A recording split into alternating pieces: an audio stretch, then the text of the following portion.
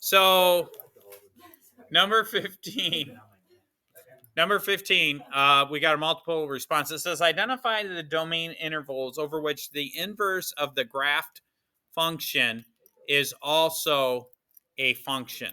So this is kind of an extension of the previous problem in the sense that we can do like a horizontal line test, which is like a vertical line test, right? So what I mean by that, and we talked about this towards the end of the last one, if I want to see if this is a function, I do what we call the vertical line test. I just draw a vertical line through, and as long as it only crosses once, then it's a function. Okay, as long as it only crosses once. If I had a graph that looked like this and I drew a line and it crossed twice, that is not a function. It's a mathematical relationship. It's an equation. Left-hand side of the equal sign equals the right-hand side. So when we go to do inverses, the first thing we want to do is see if something's a function. And then the next thing we want to do is see if it's one-to-one function, right? Because if my original function is 1-to-1, then my inverse will also be a function. So when they give us a domain, when they say A from positive 4 to infinity, right? What they want me to do is they go, okay, think about all this stuff here. Well, that means I'm going to go from here to here.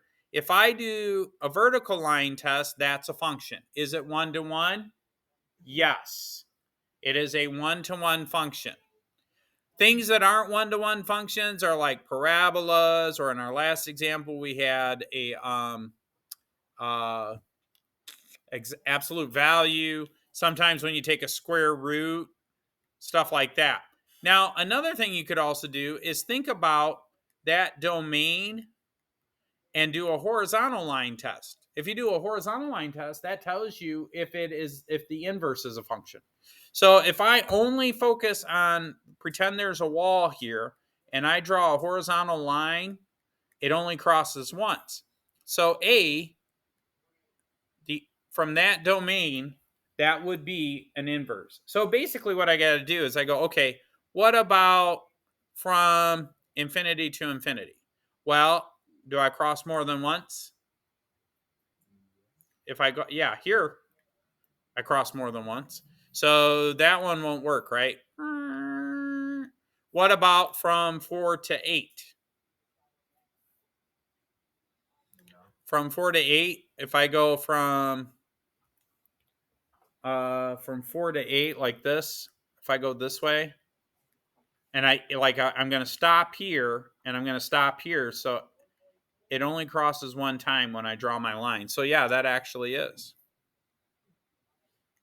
What about from 0 to positive infinity? So what I'm going to do is I'm going to focus on anywhere from here. In other words, is there a point? So 0 is here. Does that cross more than once? Well, I don't really know, but I think it only crosses. So you might say, well, it crosses here and then it crosses here. That's a tough one. Textbook says that you were okay on that one. E, from negative infinity to positive 4. So if I do the horizontal line test from negative infinity to 4, I've got some spaces where it crosses more than once. So that's the weird thing to me, right?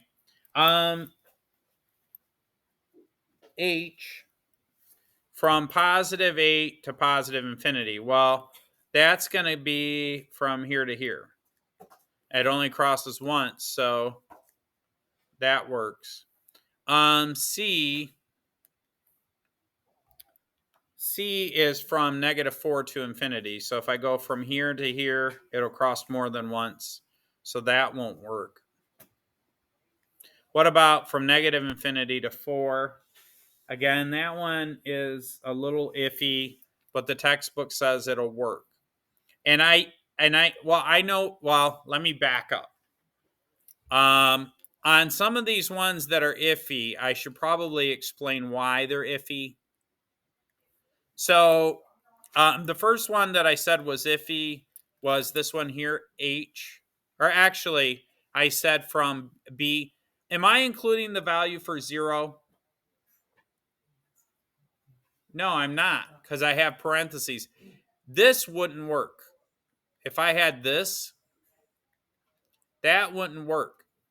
So what they're saying in B is that we're not including this, but we're starting very close to it. So if you think of it like that, it does only cross once.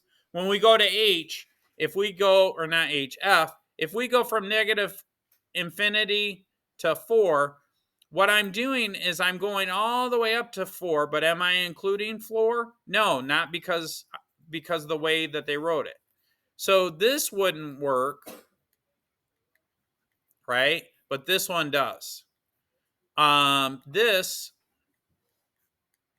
wouldn't work, but this one does. And lastly, we have H, 0, but we're including 8. So if I start at 0 and I include 8, because I'm including 8, yeah, I'm going to have a problem because it crosses. If I start here, I'm going to cross twice because, well, technically, let me think that one through for a sec. From 0 to 8.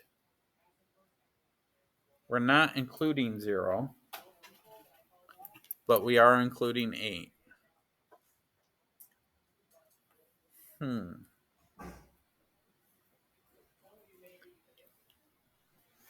I think the textbook's wrong. I think they meant to include 0. So do this, scribble this out. I think they meant to include 0. So just scribble that out and put 0, comma 8. I think that was a typo because they have it listed as being included. Okay. And that's not the best parentheses. So let me write this a little better. All right. So, well, this would not be included, right? So it would be like this. So that one's not included. So what we have is we have A, B, F, G, and H. Okay.